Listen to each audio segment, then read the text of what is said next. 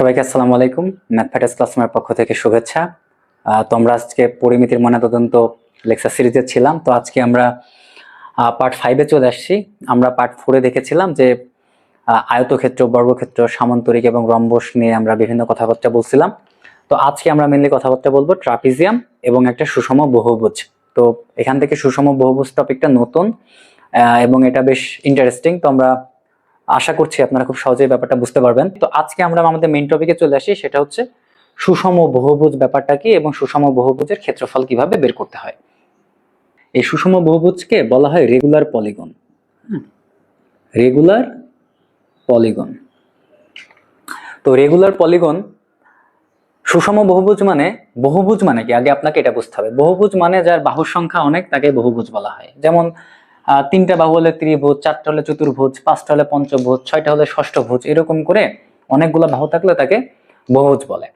আচ্ছা, এখন সুষম বহুভুজ মানে কি? এটা এমন একটা স্পেশাল টাইপের বহুভুজ হবে যার প্রত্যেকটা বাহুর দৈর্ঘ্য সমান হবে এবং কোণগুলো সমান হবে। যেমন ধরেন আপনি বর্গের কথা চিন্তা করেন, এই বর্গও কিন্তু একটা সুষম বহুভুজ। এর বাহু আছে 4টা, সবার দৈর্ঘ্য সমান এবং এই যে সব অ্যাঙ্গেল গুলাও কিন্তু ইকুয়াল, এগুলো সবাই 90 ডিগ্রি। তো এইগুলোকে বলা হয় বহুভুজের শীর্ষবিন্দু এবং শীর্ষবিন্দুতে এই কোণ তৈরি করছে আর কি। তো এখন যদি একটা পঞ্চভুজ নেন, তাহলে ধরেন সেটা দেখতে অনেকটা, আচ্ছা এটা তো ষষ্ঠভুজ হয়ে গেছে আর কি, অনেকটা বেনজিনের মতো দেখতে। আচ্ছা বেনজিন আপনারা অনেকে না বুঝতে পারেন।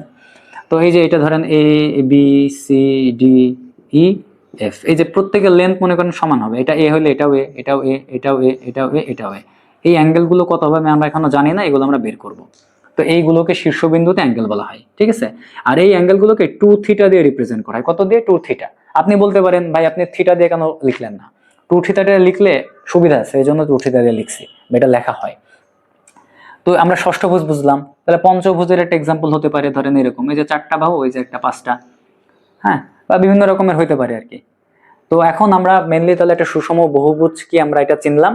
এখন সুষম বহুভুজের আমাদের টার্গেট হচ্ছে যে বাহুর সংখ্যা আমরা কি করে বের করব, তারপরে এই যে শীর্ষবিন্দুগুলোতে কোণের ভ্যালু আমরা কি করে বের করব, বাহুর দৈর্ঘ্য যদি দেওয়া থাকে তাহলে আমরা কি করে এর ক্ষেত্রফল বের করব, আমরা এইগুলো নিয়ে আমরা এখন অ্যানালাইসিস করব।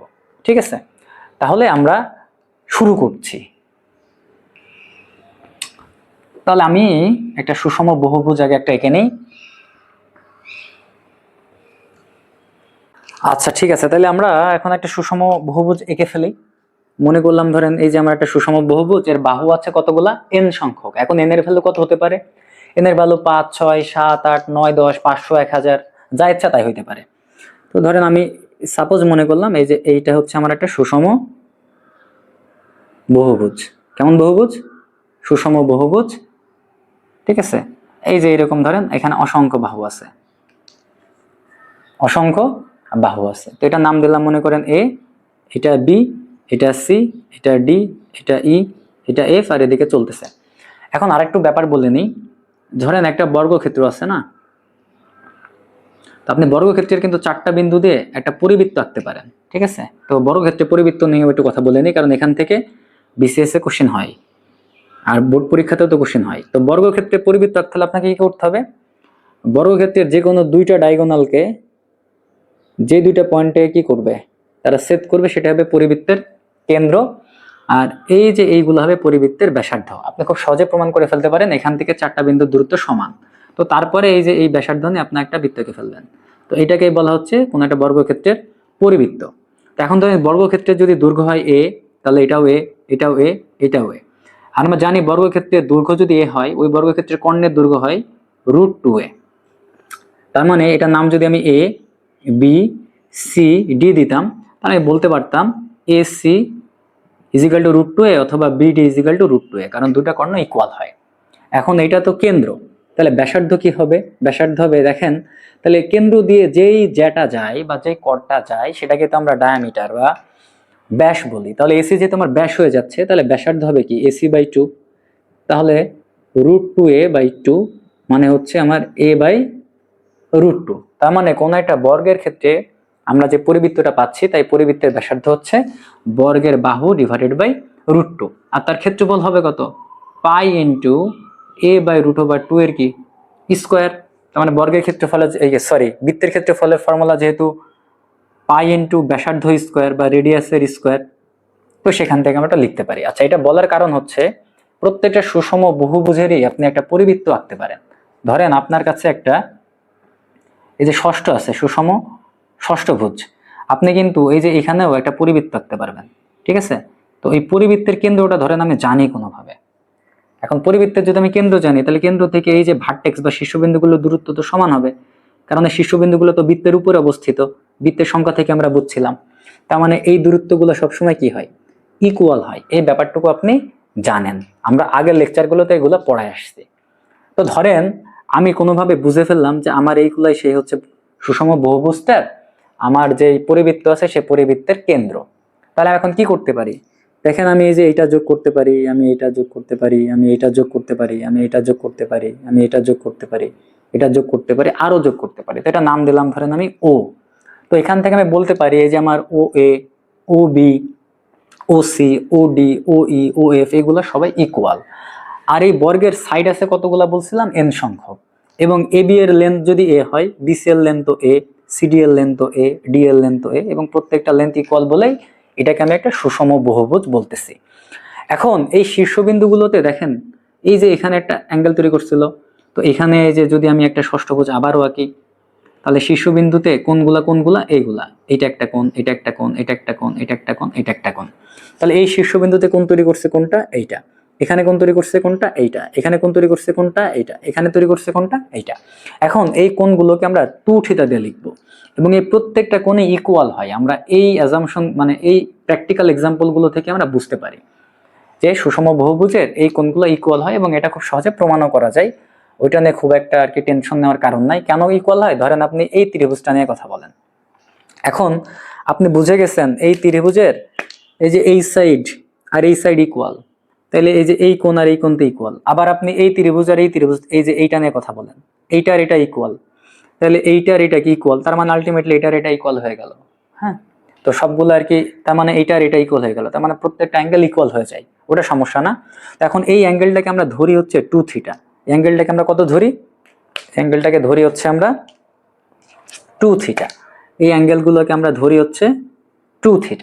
তাহলে আমাদের কয়েকটা জিনিস দেওয়া আছে, আমাদের দেওয়া আছে সাইড আছে কতগুলো, এন সংখ্যক, এবং প্রত্যেকটা সাইডের দৈর্ঘ্য হচ্ছে এ ইউনিট, মানে এ একক আর কি, মিটার সেন্টিমিটার কিছু একটা হতে পারে।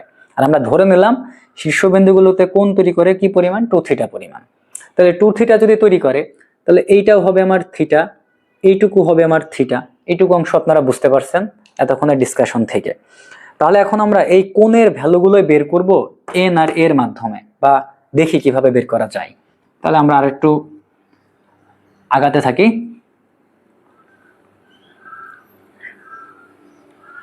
তাহলে এখন আপনারা বুঝতে পারছেন যে ধরেন এটা একটা বর্গক্ষেত্র, তাহলে এইটা যদি, তাহলে এখন বর্গক্ষেত্রের শীর্ষবিন্দুগুলোকে টোটাল অ্যাঙ্গেল থাকে কয়টা, যেহেতু শীর্ষবিন্দু আছে এ বি সি ডি, চারটা অ্যাঙ্গেলও আছে, ধরেন একটা, দুইটা, তিনটা, চারটা, ঠিক আছে? যদি একটা আপনি পঞ্চভুজ চিন্তা করেন, তাহলে দেখেন এর শীর্ষবিন্দু আছে পাঁচটা, একটা, দুইটা, তিনটা, চারটা, পাঁচটা। দেখেন অ্যাঙ্গেলও আছে একটা, দুইটা, তিনটা, চারটা, পাঁচটা। আপনি যদি একটা, এটা কিন্তু সুষম হয় নাই, তাহলে এই অ্যাঙ্গেলগুলো ইকুয়াল হইতো। আচ্ছা, এখন যদি আপনি একটা সুষম ষষ্ঠভুজ দেখেন, এই শীর্ষবিন্দু আছে যে একটা, দুইটা, তিনটা, চারটা, পাঁচটা, ছয়টা, তার মানে কোণ আছে কয়টা, ছয়টা। তাহলে আমি যেহেতু একটা সুষম এন সংখ্যক বাহু বিশিষ্ট বহুভুজ নিয়ে কথা বলছি, তাহলে এর শীর্ষবিন্দু আছে কয়টা, এন সংখ্যক। তাহলে এর শীর্ষবিন্দুতে কোণও তৈরি হয়েছে এন সংখ্যক, এইটুকু আপনি অলরেডি বুঝে গেছেন। তাহলে এটাকে আমি আরেকটু এঁকে ফেলি, এখানে ডট ডট দিলাম মানে কি, এখানে আরো অনেক বাহু আছে। তাহলে এই যে A B C D E F, ঠিক আছে? তাহলে মনে করলাম এই যে দেশে পরিবৃত্তের এটা কেন্দ্র, তাহলে এগুলো আমি এখন কি করে দিলাম, যোগ করে দিলাম, কি করে দিলাম, যোগ করে দিলাম, কি করে দিলাম, যোগ করে দিলাম, ঠিক আছে? তাহলে এখন দেখেন যেহেতু 2θ ধরছি, তাহলে এটাও আমার থিটা, এটাও আমার থিটা, আর এটা আমার এ, এটাও এ, এটাও এ, এটাও এ। এখন আমরা কি বলতে পারি, এখানে কয়েক ধরনের ঘটনা ঘটে। আমরা এখন টোটাল অ্যাঙ্গেল হিসাব করব, ঠিক আছে? এখন n সংখ্যক, এখন দেখেন এই যে এটাকে যদি আমি এখন ত্রিভুজ হিসেবে ভাগ করতাম, তাহলে যেহেতু শীর্ষবিন্দু ছিল 6টা, এখানে ত্রিভুজও ছিল 6টা। কিভাবে? 1 2 3 4 5 6। এই যে এটাকেও যদি আমি ভাগ করতাম, এখানেও ত্রিভুজ ছিল 4টা, 1টা 2টা 3টা 4টা। এটাকেও যদি আমি ভাগ করতাম, তাহলে এখানেও ত্রিভুজ পেতেন আপনি 5টা, 1 2 3 4 5। তাহলে এখানে n সংখ্যক ত্রিভুজ আছে। এখন আমরা জানি একটা ত্রিভুজে টোটাল কোণ থাকে 180 ডিগ্রি, বা তিনটা কোণের যোগফল 180 ডিগ্রি হয়। এটা আমরা ফার্স্ট ক্লাসে প্রমাণ করে দেখাইছিলাম। তার মানে 180 ডিগ্রিকে কেউ বলতে পারে দুইটা সমকোণ আছে বা দুইটা রাইট অ্যাঙ্গেল আছে, ঠিক আছে? তো ফাইন। এখন দেখেন আমরা বুঝে ফেললাম এখানে n সংখ্যক ত্রিভুজ আছে। তাহলে n সংখ্যক ত্রিভুজ আছে, তার মানে এই বহুভুজের মধ্যে কতগুলো ত্রিভুজ আছে?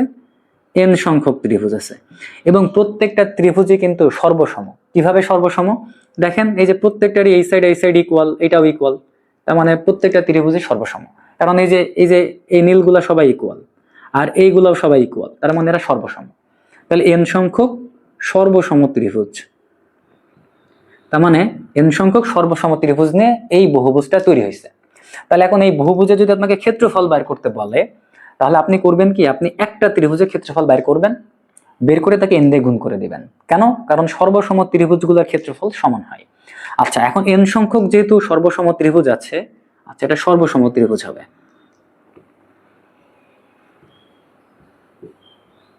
এখন দেখেন n সংখ্যক ত্রিভুজের টোটাল কোণ তো কত তৈরি হয় আমরা এটা দেখব।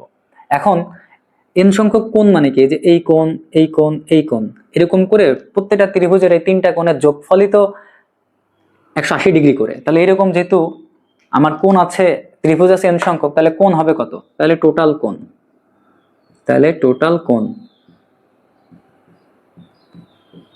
টোটাল কোণ আছে আমার n ইন্টু 180 ডিগ্রি, বা এটাকে বলা হয় 2 সমকোণ, মানে 2n সমকোণ। এখন কেউ যদি ডিগ্রিতে লিখতে চান তাহলে এটাকে লিখতে পারেন 2n গুণ 90 ডিগ্রি, একই কথা। আচ্ছা, এটা আমরা বুঝে গেলাম। এখন আমরা আরেকটু অন্যভাবে চিন্তা করব। কিভাবে চিন্তা করব? দেখেন আমি এইটুককে ধরছি থিটা, আমি এইটুককে ধরছিও আবার কি থিটা। তার মানে এই টোটাল অ্যাঙ্গেলটা আমার আলটিমেটলি কত? 2 থিটা। এখন যেহেতু আমার শীর্ষবিন্দু আছে n সংখ্যক, তাহলে প্রত্যেকটা শীর্ষবিন্দুতেই তো 2 থিটা করে কোণ তৈরি করে। তাহলে টোটাল কোণ কত তৈরি হচ্ছে?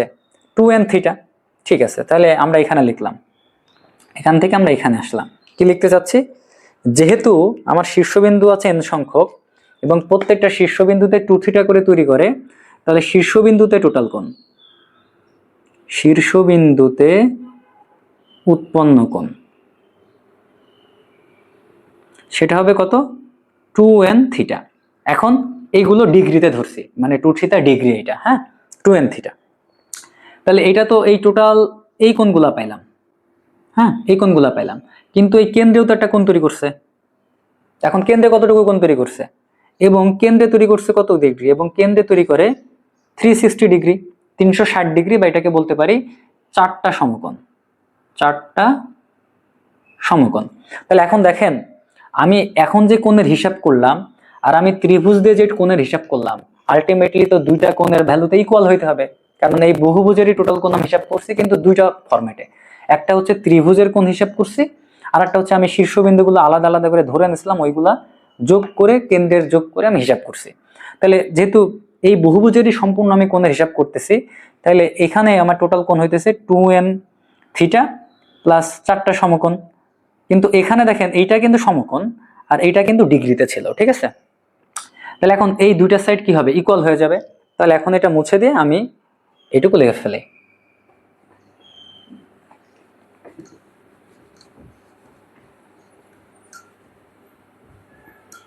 তাহলে আমরা এখান থেকে লিখতে পারি যে আমার ত্রিভুজ থেকে আমরা ত্রিভুজ গণনা করে আমরা যে কোণ পাইছি সেটা হচ্ছে 2n সমকোণ। তাহলে 2n সমকোণ না লিখে 2n ইন্টু 90 ডিগ্রি লিখলাম, ঠিক আছে? আর আমরা শীর্ষবিন্দু এবং কেন্দ্রের কোণ গণনা করে আমরা পাইছি সেটা হচ্ছে 2n থিটা প্লাস 4টা সমকোণ, বা 4 ইন্টু 90 ডিগ্রি। তাহলে এখন আমরা যেটা করতে পারি, এই 4 ইন্টু 90 ডিগ্রিকে বাম পাশে নিয়ে আসি। তাহলে 4n 2n মাইনাস 4, এই যে 90 ডিগ্রি কমন নেওয়া যায়, ইন্টু 90 ডিগ্রি ইজিক্যাল টু লিখতে পারি আমরা 2n থিটা। আমাদের টার্গেট হচ্ছে থিটার ভ্যালু বের করা, কারণ এই যে এই শীর্ষবিন্দুতে কতটুকু কোণ তৈরি হয়, একবার থিটা বের করতে পারলে তাকে 2 দিয়ে মাল্টিপ্লাই করলে আমরা পেয়ে যাব। তাহলে দেখেন থিটা ইজ ইকুয়াল টু আপনি লিখতে পারেন 2n - 4 divided by 2n into 90 degree. তাহলে 2n দিয়ে যদি আপনি ভাগ করে দেন তাহলে এখান থেকে লেখা যায় 1 - 2/n ইন্টু 90 ডিগ্রি। তাহলে আপনি এইটা যেটা পাইলেন সেটা তো আপনি থিটার ভ্যালু পাইলেন, কিন্তু আপনার শীর্ষবিন্দুতে কোণ তৈরি করে তো 2 থিটা। তাহলে 2 থিটার ভ্যালু কত হবে? তাহলে শীর্ষে উৎপন্ন কোণ, শীর্ষে বা শীর্ষবিন্দুতে উৎপন্ন কোণ, কোন একটা বহুভুজের বিন্দুতে কোণ, সেটা হচ্ছে 2 theta is equal to 1 - 2/n into 180 degree. তার মানে আমরা পেয়ে গেলাম যে কোনো একটা বহুভুজের শীর্ষবিন্দুতে গুলোতে যে কোণ তৈরি করে তার ভ্যালু হয় বহুভুজের সংখ্যা, বাহুর সংখ্যার সাথে ডিপেন্ড করে। বাহুর দৈর্ঘ্য কিন্তু এখানে কোথাও নাই। তাহলে এই অ্যানালাইসিসটুকু আমরা বুঝে গেলাম। তাহলে এখন আমরা চেষ্টা করব এই সুষম বহুভুজের কিভাবে ক্ষেত্রফল বের করা যায়। ঠিক আছে, তাহলে এইটুকু আপনারা বুঝতে পারলেন। এইটুকুর স্ক্রিনশট নিয়ে নিন, অথবা একটু পিছনে পজ দিয়ে ব্যাক করে এটা দেখে নিন, তাহলে আমরা একটু সামনে আগাই।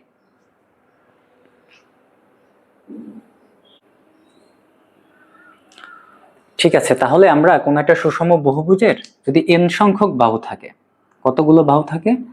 n সংখ্যক বাহু থাকে, তাহলে প্রত্যেকের শীর্ষে উৎপন্ন কোণ সেটা 2 থিটা হয়, সেটার ভ্যালু হয় 1 - 2/n ইন্টু 180 ডিগ্রি। আর তাহলে এই থিটাগুলো কি হবে? সেটা হবে 1 - 2/n ইন্টু 90 ডিগ্রি, মানে 2 দিয়ে ভাগ করে দিব।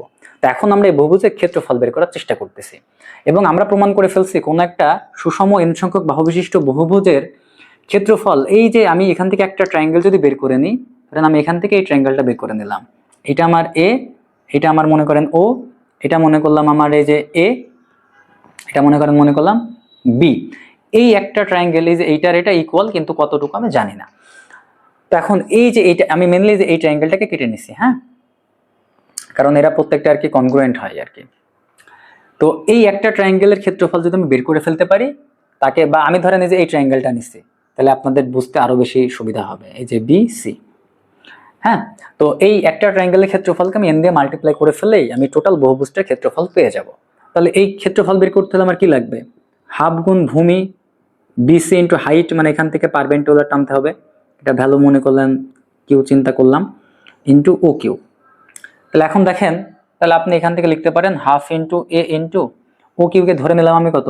এইচ। আপনি দেখেন এই কোণের ভ্যালু কিন্তু জানেন, এই কোণ কোনটা? এই যে থিটা। এটাও কোনটা? এই যে থিটা। তাহলে থিটার ভ্যালু আপনি কত জানেন? 1 - 2/n ইন্টু 90 ডিগ্রি। তাহলে আপনি দেখেন এখান থেকে আপনি ট্যান থিটা অ্যাপ্লাই করেন তো।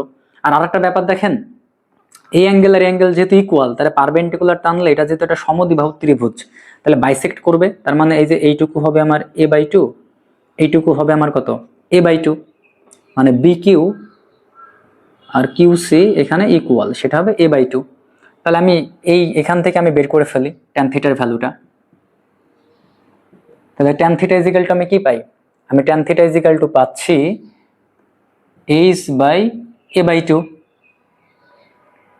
তাহলে আমি h ইজ ইকুয়াল টু কত পাচ্ছি? h ইজ ইকুয়াল টু পাচ্ছি আমি a ট্যান থিটা।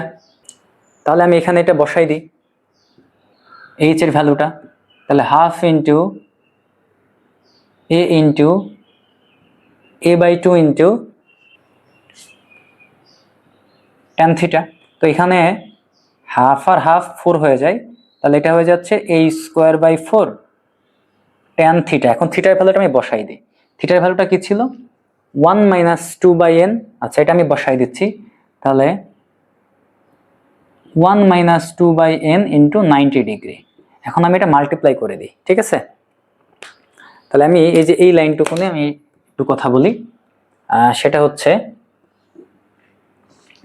দেখেন ট্যান 90 দিয়ে যদি মাল্টিপ্লাই করে দিই, এটা হয়ে যায় কত? 90। এটা যদি মাল্টিপ্লাই করে দিই তাহলে -180 ডিগ্রি ডিভাইডেড বাই কত হচ্ছে? n হচ্ছে। আর আমরা জানি ত্রিকোণমিতি থেকে যে ট্যান 90 মাইনাস থিটা মানে সেটা হয়ে যায় কট থিটা। তাহলে এখান থেকে এটা ইজিক্যাল টু লেখা যায় কট 180 ডিগ্রি ডিভাইডেড বাই n। তার মানে আমার এই ফর্মুলাটা আলটিমেটলি আপডেট হয়ে দাঁড়াচ্ছে a² বাই 4 কট 180°/n। এখন আমি এই যে ক্ষেত্রফল যেটা পাইলাম সেটা তো একটা আমি ছোট ত্রিভুজের ক্ষেত্রফল পাইলাম, তাহলে টোটাল বহুভুজের ক্ষেত্রফলটা কি হবে? এটার সাথে আমি আরেকটা n দিয়ে মাল্টিপ্লাই করে দিব, কারণ n সংখ্যক ছোট ছোট ত্রিভুজ মিলাই এটা তৈরি করছে। তাহলে এখান থেকে আমি লিখতে পারি অতএব আমার n বাহু বিশিষ্ট একটা বহুভুজের ক্ষেত্রফল সেটা হচ্ছে n ইন্টু আমার ত্রিভুজ ক্ষেত্র OBC এর ক্ষেত্রফল, মানে NA²/4 cot 180°/n। তাহলে দেখেন আমরা কোনো একটা বহুভুজের ক্ষেত্রফল বের করে ফেললাম। তো এখন আমরা 44 BCS এর দুটা কোশ্চেন দেখব। হ্যাঁ, একটা কোশ্চেন হচ্ছে এই টপিকটার উপর থেকে আসছে, আর একটা হচ্ছে আমরা প্রথম দিকে যেগুলো পড়ে আসছিলাম ওইগুলো থেকে আসছে। তাহলে আমি কোশ্চেন দুইটা লিখি, লেখার পরে আমি সলভ করব, ঠিক আছে? আচ্ছা দেখেন, এই যে 44 BCS এ কোশ্চেনটা আসছিল সেটা হচ্ছে একটা সুষম বহুভুজের প্রত্যেকটা কোণ 180° আর বাহুর সংখ্যা কত। তো আপনি যে মাত্র যে ফর্মুলাটা শিখলেন আপনি সেটা দিয়েও করতে পারেন।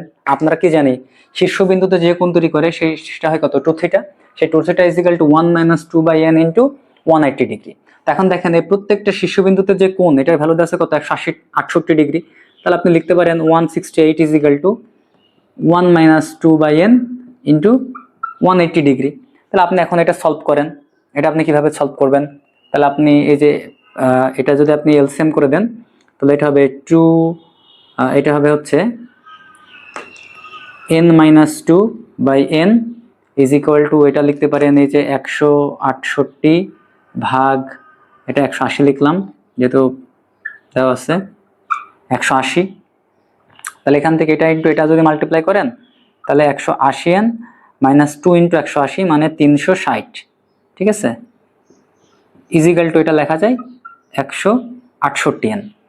আচ্ছা ঠিক আছে, তাহলে এখন দেখেন 180n থেকে 168n যদি আপনি বিয়োগ করেন 68 মানে 2 আর এখানে 10 তাহলে 12 থাকে। তাহলে এখান থেকে আপনি লিখতে পারেন 12n = কত? 360। তাহলে n = 360 ভাগ কত? 12। 360/12। আপনি যদি 360কে 12 দিয়ে ভাগ করেন তাহলে আপনার আনসার কত আসে? আনসার আসছে হচ্ছে আপনার 30। তার মানে আপনার 30টি কি আছে? বাহু আছে। এটা একটু উপায় গেল। এখন আপনার যদি কনসেপ্ট খুবই ভালো থাকে এই ব্যাপারটাকে আপনি আরো টেকনিক্যালি হ্যান্ডেল করতে পারেন। আপনি কিভাবে টেকনিক্যাল হ্যান্ডেল করবেন? এই যে দেখেন যে এই যে আপনার তো বহুভুজ ছিল এরকম, হ্যাঁ, আপনার তো কোশ্চেনটা ছিল কতগুলো বাহু আছে আপনি জানেন না, তো মনে করেন এটা সেন্টার, তো এরকম ঘটনা আর কি ঘটছে, এটুকু তো আপনি বুঝতে পারছেন। তো এখন এখানে বলা আছে কি? এখানে বলা আছে যে আপনার এই যে এই কোণগুলোর ভ্যালু দেওয়া আছে সেটা 168°, সেটা 168°। আপনাকে কি করতে হবে? আপনাকে করতে হবে কি বাহুর দৈর্ঘ্য বের করতে হবে, বাহু কয়টা সেটা বের করতে হবে। কিন্তু আপনি তো জানেন এই যে এইটাও থিটা এটাও থিটা, দুইটা মিলে কত? তার মানে এই কোণ আর এই কোণ মিলে কিন্তু কত হয়ে যাচ্ছে আপনার? 168 হয়ে যাচ্ছে। কারণ এই যে এটাও থিটা আর টোটাল অ্যাঙ্গেলকে আমরা ধরি কত? 2θ। এই অ্যাঙ্গেলটাকে আমরা 2θ বলি না? যেখানে এটাও হয় মা থিটা, এটাও হয় কত? থিটা। তাহলে এখন দেখেন এই যে এই একটা ত্রিভুজ আছে না, তাহলে এই ত্রিভুজে টোটাল কোণ আছে কয়টা আপনি হিসাব করেন। টোটাল কোণ আছে হচ্ছে 3টা। এই যে থিটা একটা, এই যে একটা থিটা, তার মানে 2টা থিটা পাইলেন। আর এই কোণটা কত? এখন টোটাল আপনার ত্রিভুজ আছে কত? n সংখ্যক, যেহেতু বাহু আছে n সংখ্যক ধরছেন, তাহলে আর এই টোটাল কোণ ছিল কত? 360°। তাহলে শুধুমাত্র এই কোণটুকু কত তৈরি হবে? এই কোণটুকু তৈরি হবে 360 ভাগ কত? n বা 360/n। তাহলে দেখেন এই যে একটা থিটা, এই যে একটা থিটা, আর এইটা হলো 360/n। এখন দেখেন এইটার যোগফল কত হবে আপনার? 180°। কেন? কারণ যে কোনো ত্রিভুজের 3টা কোণের যোগফল হয় 180°। তাহলে এখান থেকে দেখেন আপনি সুন্দর মতো লিখতে পারেন 360/n = 180° - 2n। আর এখান থেকে আপনি লিখতে পারেন 180° - 2θ। তাহলে এখান থেকে বাহুর সংখ্যা n = আপনি লিখতে পারেন 180° - 2θ। কি বললাম? না, এটা একটু ভুল বলছি। এই যে এটাতে এটা লিখতে পারেন না। আচ্ছা, এইটুকু পর্যন্ত তো বুঝতে পারছেন যে এই যে 360/n = 180° - 2θ। 2θ কি ছিল? এই শীর্ষবিন্দুতে তৈরি কোণ ছিল কিন্তু। তাহলে এখান থেকে দেখেন এই জিনিসটাকে যদি আপনি উল্টায় দেন তাহলে আপনি n/360 = লিখতে পারেন 1/180 - 2θ। আর এখান থেকে n = লিখতে পারেন 360/180° - 2θ। আপনি একবারে তাহলে এইটুকু ক্যালকুলেশন মনে রাখতে পারেন যে কোনো একটা বহুভুজের বাহুর সংখ্যা হবে 360 বা কেন্দ্রে যে কোণ তৈরি হয় তাকে আমি 180 থেকে কি করব, এই 2 থিটা দিয়ে ভাগ করব, বা শীর্ষবিন্দুতে যে কোণ তৈরি করছে সেটা দিয়ে আমি ভাগ করে দেব। আলটিমেটলি দেখেন আপনি এই লাইনটাই পাইছেন। কিভাবে পাইছেন? এই যে আপনি যদি এটুকু একটু মুছে দিই, এখন এটা তো লাগতেছে না,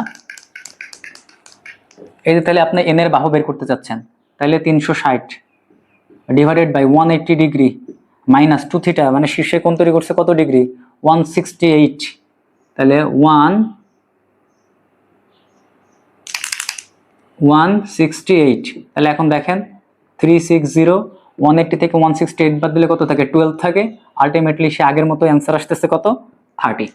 তাহলে 30টা আপনার কি আছে, সাইড আছে। তাহলে আপনি যদি বুঝে বুঝে পড়েন তাহলে এগুলো কিন্তু খুব সহজে আপনি বের করতে পারবেন। কিন্তু এগুলো মুখস্থ করতে গেলে আপনার জীবনটা বাইরে হয়ে যাবে, কারণ এরকম ফর্মুলা করে করে মুখস্থ করা লাগবে আপনাকে। আমরা আরেকটা ফর্মুলা দেখবো, আরেকটা কোশ্চেন দেখবো, আমরা দেখে আজকের মতো শেষ করবো আর কি। আচ্ছা, এর প্রশ্নটাও সেটাও সে 44 বিসিএসে আসছে, এবং এই কোশ্চেনটা আসলে কোনো কোশ্চেনের মধ্যে পড়ে না ম্যাথ থেকে। তো সেই কোশ্চেনটা কি বলতেছে, কোন একটা সমবাহু ত্রিভুজের বাহুর দৈর্ঘ্য 2 সেন্টিমিটার, উচ্চতা x হলে x বের করো। তো সমবাহু ত্রিভুজ কি, যার 3টা বাহুই সমান, তাহলে এটাও এ, এটাও এ, এটাও এ। তো এখান থেকে ধরেন উচ্চতা নিলাম, এটা কত, x। তাহলে এটা যদি আমার এ বি সি হয়, তাহলে এই ত্রিভুজের ক্ষেত্রফলকে আপনি লিখতে পারেন হাফ ইন্টু ভূমি মানে বিসি ইন্টু উচ্চতা, এটা ডি মনে করলাম, এডি। তাহলে এটাকে আপনি লিখতে পারেন যে হাফ ইন্টু এ ইন্টু কত, এক্স। আর আমরা অলরেডি সমবাহু ত্রিভুজের ক্ষেত্রফলের ফর্মুলা ডিরাইভ করে আসছি। যদি আমরা বাহুর দৈর্ঘ্য জানি তাহলে সেটাকে লেখা যায় √3/4 a স্কোয়ার। তাহলে দেখেন আপনি এই জিনিসটাকে লিখতে পারেন কত, √3/4 a স্কোয়ার লিখতে পারেন। এখন বাহুর দৈর্ঘ্য দেওয়া আছে কত, 2 সেন্টিমিটার। আপনার জানতে চাইছে কার ভ্যালু, এক্স এর ভ্যালু। আপনি এই যে এই আর এটা কেটে দেন, তাহলে এখানে থাকে কত, 2। এই যে এ কাটেন, তাহলে এখানে থাকে কত, এ।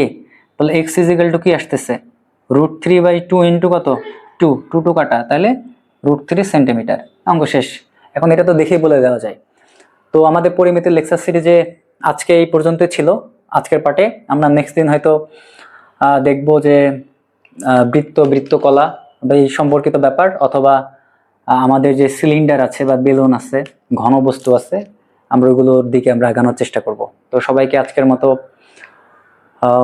এখানে শেষ করছি। আসসালামু আলাইকুম।